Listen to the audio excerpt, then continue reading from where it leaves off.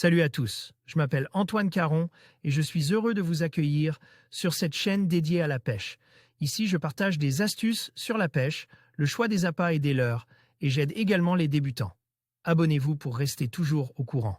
Et maintenant, passons au sujet Les du jour. truites et poissons blancs sont opportunistes et peuvent se nourrir de tout ce qui tombe dans l'eau et notamment en été des insectes terrestres.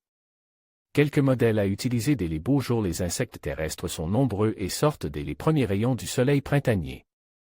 Bien souvent, les pêcheurs attendent l'été pour utiliser des imitations de terrestres, mais c'est un tort. En effet, dans les rivières boisées, les coléoptères, diptères, mais aussi d'autres insectes comme les mégalopteres peuvent se retrouver dans l'eau pour le bonheur des truites et des poissons blancs. Posséder quelques imitations dans vos boîtes vous permettront de prendre truites, chevennes et vandoises lorsque les éclosions deviendront rares. Les scarabées de différentes tailles et couleurs sont des incontournables, mais il ne faut pas non plus oublier les moucherons, abeilles et tout autres insectes pouvant tomber à l'eau. Le contenu stomacal des truites est surprenant tant dans la diversité de proies que leur taille. On peut y retrouver de tout petits insectes comme les moucherons en taille 20 à 24 mais aussi de gros insectes comme les grillons.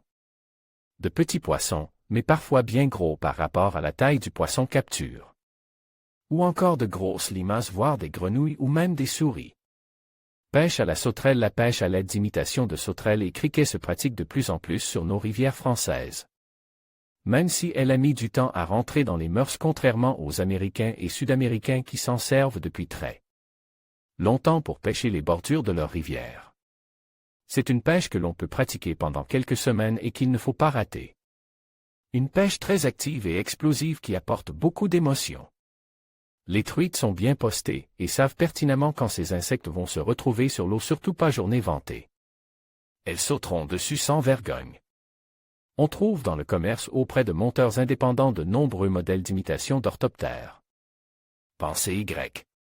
Les fourmis zaillent en plein cœur de l'été lorsqu'il fait bien chaud et que le temps est orageux. Les fourmis volantes sortent pour essaimer afin de coloniser de nouvelles fourmilières. Elles peuvent être parfois très importantes et intéressent les truites qui en raffolent.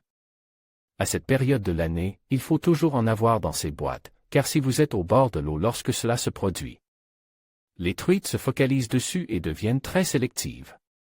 Il semblerait que le goût ou l'apport protéinique des fourmis soit apprécié par de nombreuses espèces de poissons. J'ai vu des mulets s'en délecter à maintes reprises dans les zones estuariennes. Il est même possible de pêcher pendant 1 à 2 journées après les retombées, car les truites adorent les consommer et se souviennent de la grosse éclosion qui a eu lieu quelques heures, jours auparavant.